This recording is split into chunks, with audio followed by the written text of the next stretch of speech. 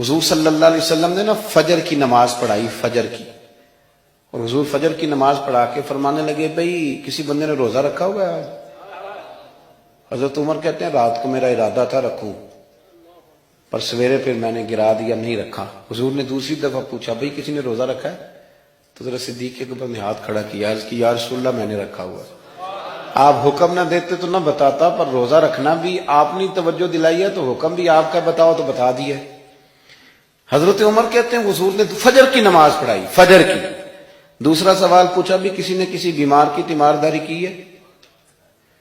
تو حضرت عمر کہتے ہیں میں نے فٹافٹ عرض کی یا رسول اللہ ابھی تو نماز فجر پڑھی ہے، تو اب گھر جائیں گے تو تیمارداری کریں گے۔ تو حضور نے فرمایا عمر تو ذرا ٹھہر جانا، جلدی نہ کر، ٹھہر نہ ذرا، رک تو صحیح۔ تو حضرت عمر فاروق رضی اللہ تعالیٰ عنہ فرماتے ہیں میں چپ کر گیا، حضور نے فرمایا بتاؤ بھی کسی نے تیمارداری کی ہے؟ تو صدیق اکبر نے ہاتھ کھڑا کیا، عرض کی یا رسول اللہ عبد الرحمن بن عوف رضی اللہ تعالیٰ عنہ 2-3 دن سے نماز پڑھنے نہیں آ رہے تھے، رات میں نے پتہ کرایا تو پتہ چلا بیمار ہیں، اور حضور مجھے یہ بھی پتہ ہے وہ میرا یار ہے، مجھے پتہ ہے رات کو جلدی سوتا ہے پر تہجد میں ضرور اٹھتا ہے، تو حضور میں بھی ذرا فجر کا وقت جلدی اٹھا ہوں تو فجر میں آنے سے پہلے عبد الرحمن ابن عوف کی تیمارداری کر کے آیا ہوں۔ حضرت عمر کہتے ہیں میں نہ ہلکا ہلکا ڈھیلا پڑ گیا۔ حضور نے تیسرا سوال پوچھا، فرمایا کسی نے کسی مسکین کو کھانا کھلایا؟ کھانا کھلایا ہے کسی مسکین کو؟ حضرت سیدنا عمر فاروق کہتے ہیں میں نے پھر عرض کی، میں نے کہا یا رسول اللہ ابھی تو فجر پڑی ہے، گھر جائیں گے کوئی چیز لیں گے تو کھانا کھلائیں گے۔ تو حضور پھر مسکرائے، فرمایا عمر تو ذرا ٹھہر نہیں جاتا، ذرا ٹھہر نہ، ذرا نظارہ تو کرنا، گویا یہ شان صدیق اکبر کا جلسہ ہو رہا، ذرا ٹھہرنا۔ حضور نے پھر پوچھا بھی کسی نے کسی مسکین کو کھانا کھلایا ہے؟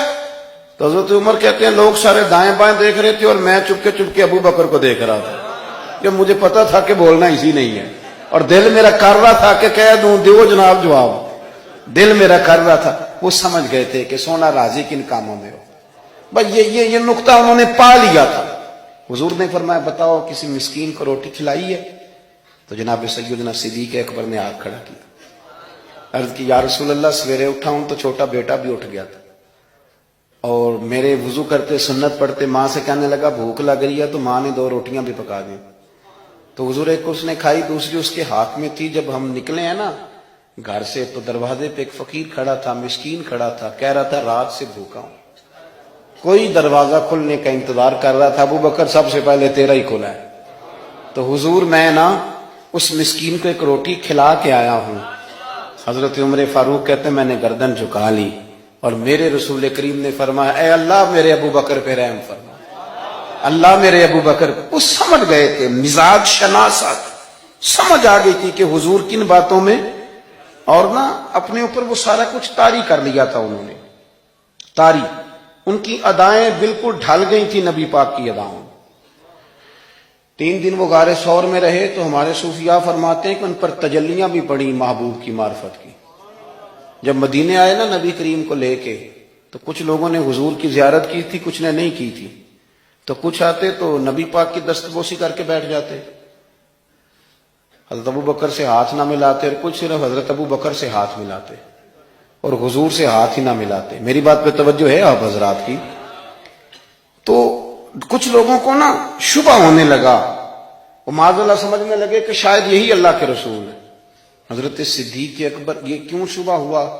تو ہمارے محدثین فرماتے ہیں کہ ابو بکر صدیق بولتے بھی اس طرح تھے جو میرے نبی پاک کا طریقہ، بیٹھتے بھی اس طرح تھے جو رسول پاک کا طریقہ۔ کہتے ہیں انہوں نے امامہ باندھا ہوا تھا تو جو امامے کا پیچ حضور کا ڈھیلا رہ گیا تھا ان کا بھی ڈھیلا رہ گیا تھا، اس طرح اپنے آپ کو مزاج میں ڈھالا تھا، تو من شدی من تو شدم، میں اس طرح ڈھالا تھا مزاج میں، اس طرح کے کوئی فرق ہی نہیں نظر آتا تھا۔ وہ کہتے ہیں جب حضرت ابو بکر صدیق نے دیکھا نا کہ لوگوں کو تو شک ہو رہا ہے، کوئی میرے ساتھ ہاتھ ملا کے بیٹھ جاتے، تو حضرت صدیق اکبر نے کہا کوئی ایسا کام کرنا چاہیے کہ پتہ چلے آقا کون ہے غلام کون ہے۔ اٹھے، کندھوں پہ چادر تھی، وہ اتار کے نا تو حضور پہ سایہ کر دیا، لوگوں کو پتہ چل گیا کہ سایہ کرنے والا کوئی غلام ہے، اور جس پر سایہ کیا جا رہا ہے وہ آقا ہے۔ کیا خوبصورت نقطہ لکھا ہے مفسرین نے شارحین فرماتے ہیں تھوڑی دیر کے لیے، تھوڑی دیر کے لیے، تھوڑی دیر کے لیے حضرت ابوبکر صدیق نے حضور کے سر انور پر اپنی چادر کا سایہ کیا تھا۔ اللہ کے رسول نے احسان کا بدلہ یہ دیا، نیکی کا بدلہ یہ دیا کہ قیامت تک ان کی قبر پر اپنے گنبد کا سایہ فرما دیا، قیامت تک گنبد کا سایہ کر دیا۔